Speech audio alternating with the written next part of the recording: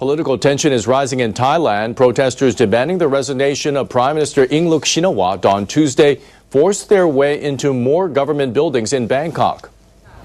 Protesters briefly occupied 3 government offices on Tuesday, including the ministries of tourism and transport. About 2,000 people continued to occupy the Ministry of Finance for a second day. They erected a stage inside the compound where demonstrators took turns speaking out against the government.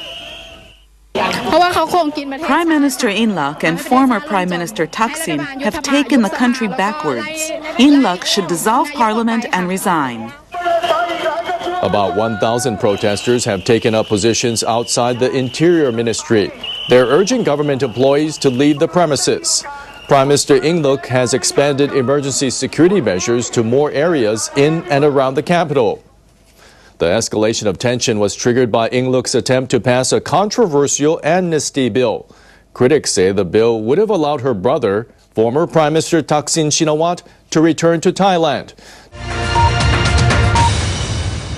Nevertheless, 23 governments, most of them in Europe, have issued travel advice, recommending that their nationals go nowhere near the protest sites around Bangkok.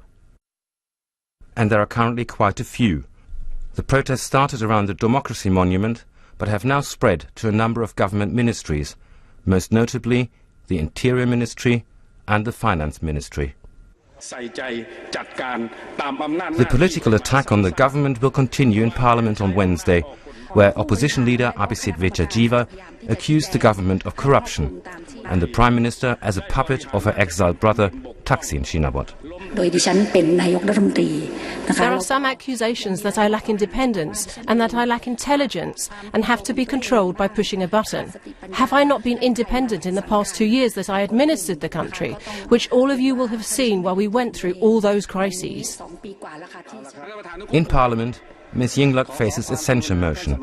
She will survive this, as her Pheu Thai party has an absolute majority. These people want her and her government to go.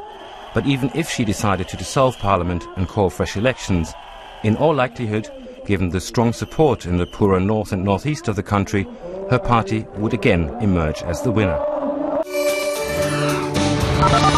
We're outside the Department of Special Investigation along with thousands of protesters who've gathered here. They want to enter this building, occupy it like they have other ministries. So far the building has been evacuated. They're the reports we're getting from police. There are hundreds of riot police surrounding the building. They're all kitted up, ready to go. So far they're only watching demonstrators. I should stress this is a very noisy protest, but it's definitely a peaceful one at this stage. As you say, they want the Prime Minister Yingluck Shinawatra out of power. Her and her government, they believe that she is a puppet of her older brother, who has been in self-imposed exile since 2008. He, of course, was ousted during a military coup back in 2006. And really, ever since then, Rosemary, this is a country that has really been in turmoil.